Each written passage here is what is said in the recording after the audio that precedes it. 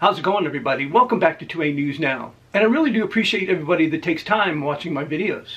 For years now, I've always thought if there was going to be a merger with the ATF, that they would merge the ATF into the FBI.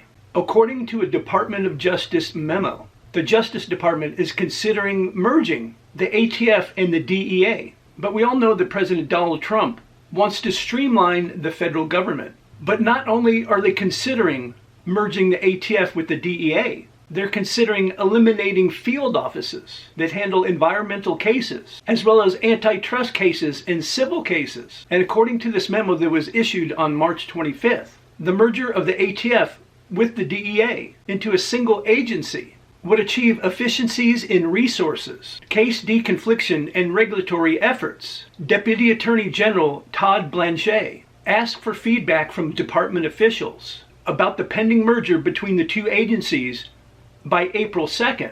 The Deputy Attorney General also said in the memo about the proposed merger and the proposed cuts to different offices in both the agencies was provided to the Office of Personnel Management and the White House Office of Management and Budget. But for this to happen, the ATF merging with the DEA, it would require congressional approval.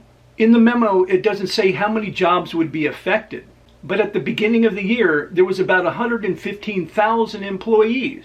And also in the memo, it calls for reassigning some public corruption attorneys to work out of U.S. attorneys' offices all across the United States.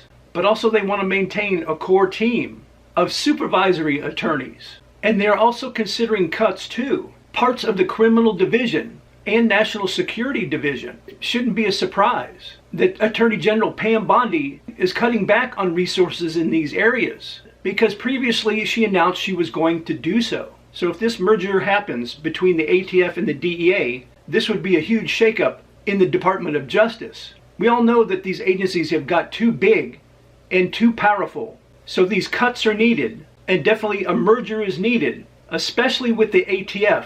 And if this merger does happen, the icing on the cake would be to name a permanent director of the ATF. Let me know your guys' thoughts in the comment section, what you think of a merger between the Department of Justice and the ATF. And if you enjoy videos like this, and you also want to help the channel out and help it to continue to grow, I just ask you to take just a few seconds of your time to like, share, and subscribe, and hit those post notifications. I really would appreciate it. And I invite all of you to come back and watch my next video.